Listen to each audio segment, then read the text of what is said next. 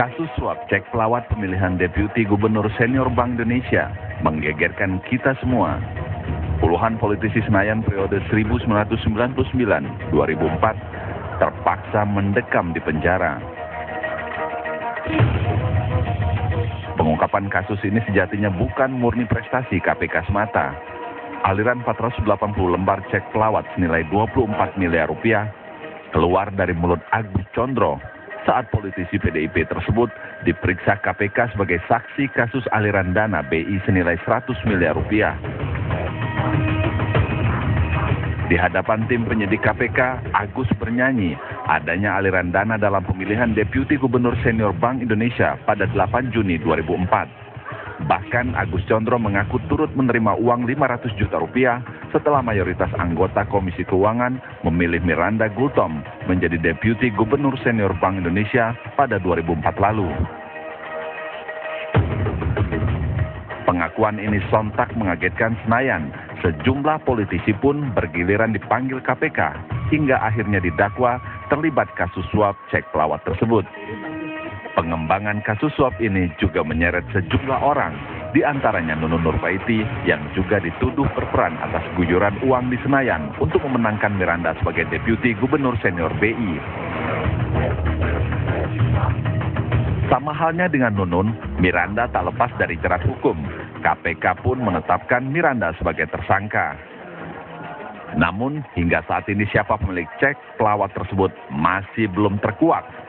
Akankah vonis terhadap Nunun akan menegaskan fakta hukum untuk menjerat Miranda Gultom hingga akhirnya terkuak siapa pemberi suap cek pelawat tersebut? Tim TV One mengabarkan. Dari galian yang legenda, kapal api, jelas lebih enak.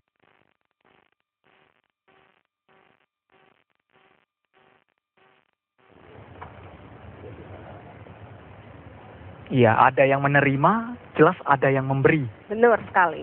Dan kalau kita melihat bagaimana sebenarnya tanggapan publik ya terhadap kasus ini, apakah sudah cukup puas dengan rentetan yang sudah ditangkap seperti Nunun Nurbaiti, kemudian juga akhirnya Miranda Gultom? Ya. Kita akan bertanya ke Mas Effendi Ghazali, bagaimana publik menilai seperti ini, Mas? Ya pasti dari apa yang kita lihat di media ya, kan publik menyampaikan secara langsung nggak. Lagi-lagi kan kita selama seminggu melihat apa yang ada di media.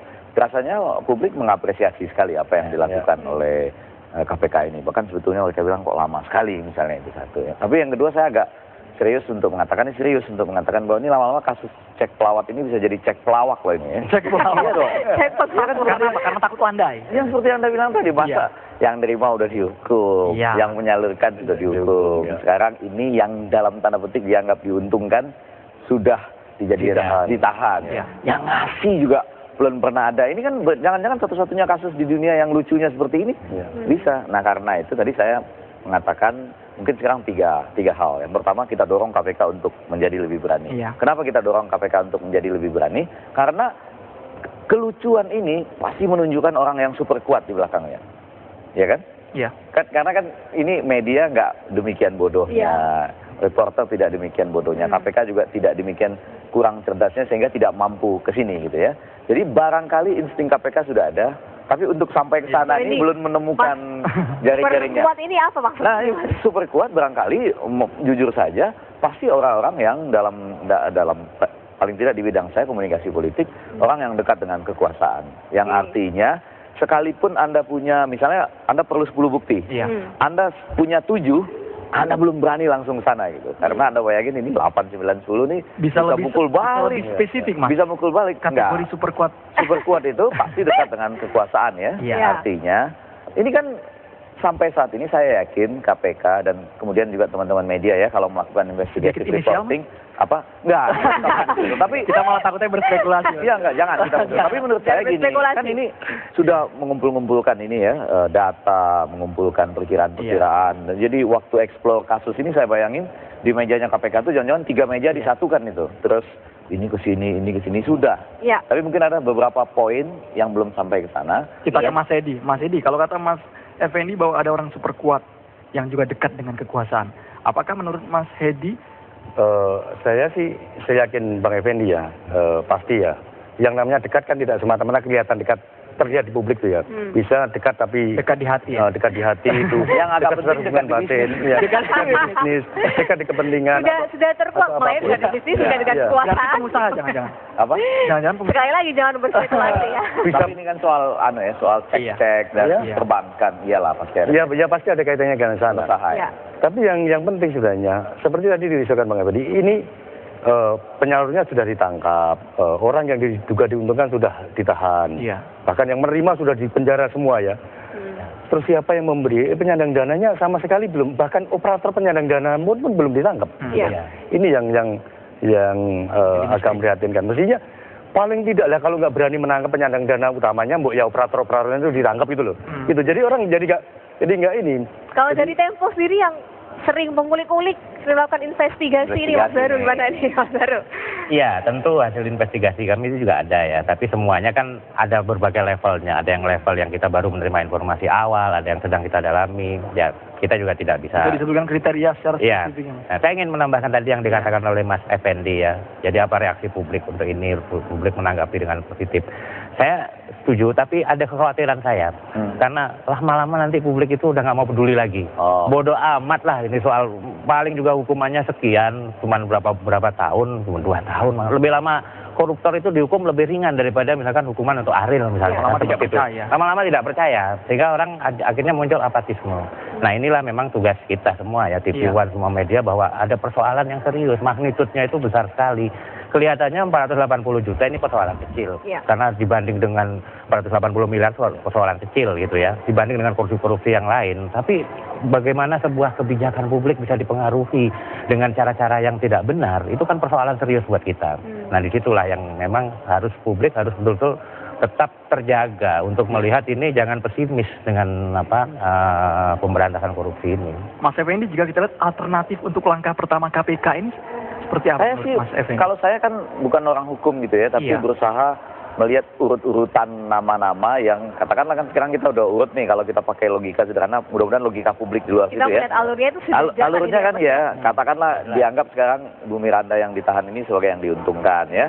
Lalu yang menyebarkannya kan ada Ibu Nunun, katanya ada Ari Malang Yudo dan lain sebagainya. Di atasnya katanya, jadi kira-kira nama-nama yang masih belum dianggap dieksplor dengan itu kan ada namanya Indah.